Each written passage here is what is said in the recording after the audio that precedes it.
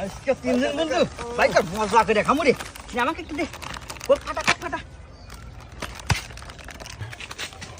আরে বন্ধু,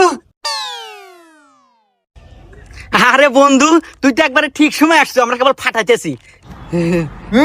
আচ্ছা, ওই হুমুন্দি এত ফকিন্নি ঠিক খাওয়ার টাইমে আসে।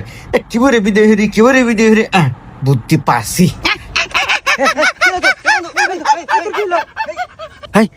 এই তোর কিলো রে, এই কিলো এ বন্ধু তাতে তো পানি নে।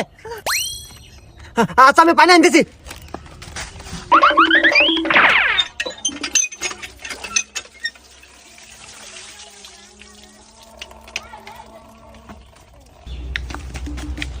এ বন্ধু পানি